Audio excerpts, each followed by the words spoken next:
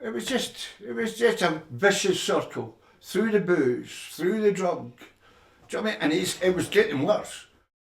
In Surrey and in other areas of the country, we recognise that if we can intervene early, make sure that we get in when these behaviours first become known, then we can really address the root causes of this offending behaviour. Some people feel emotions very deeply, whether that's anxiety, whether that's a feeling of losing control, and often the way that they respond to that is they try to control the person closest to them.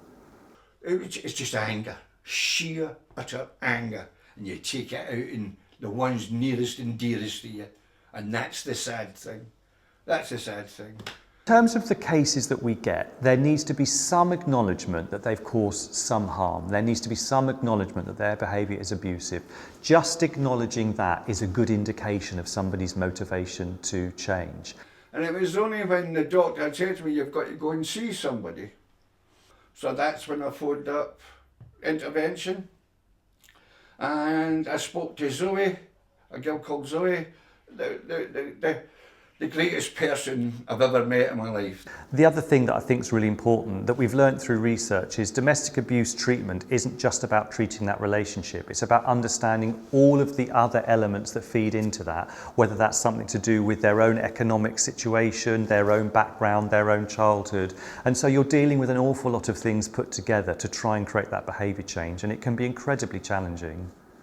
She was bringing things out of me that I would never have mentioned to anyone, not even my family, not even close. Special, secret things that are bottled up inside. And she helped me bring it all out. And everything that she was teaching, not teaching me, but showing me. She was showing me, this is you. This is who you are.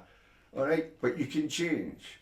The relationship between the perpetrator and the practitioner it's essential for that to be a good relationship. There's lots of research out there that shows that if you have a good therapeutic alliance with the client that you're working with, you're much more likely to have good outcomes. These programmes do not replace police action when that's appropriate, but they are an important part of our efforts to end abuse, and when used appropriately they can be very effective at changing behaviour in people.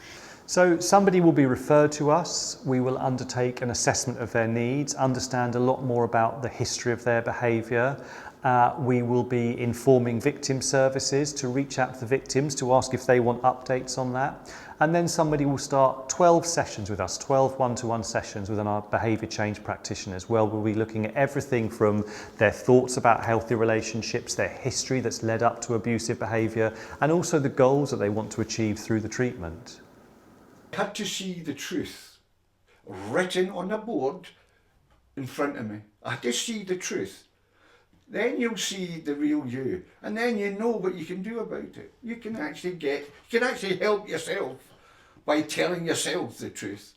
And it's very challenging to get through the programme. This isn't a sitting in a room and just getting through it. It's not like normal therapy. We're challenging these people. We are diving into what their dark thoughts and their abusive feelings are, and we want to make sure that we cause that change that can actually protect victims in the future. I would say to any professional in Surrey, whether that's a GP or a magistrate, that actually these programmes are an option to support change in people, and if they are concerned about someone's behaviour, then to look to this as a method for supporting that change in that person. So if any family members or friends or peers of individuals are concerned about abusive behaviour, if they feel it's safe to do so, they can certainly encourage somebody to refer themselves to us. We have had referrals from family members too, but obviously we need to be careful about confidentiality there. But also I'd encourage family members to speak to their local victim services, because they may well be victims themselves of the perpetrator. There's help there if you want it. There's no excuse if you don't want it. But I know there's help there.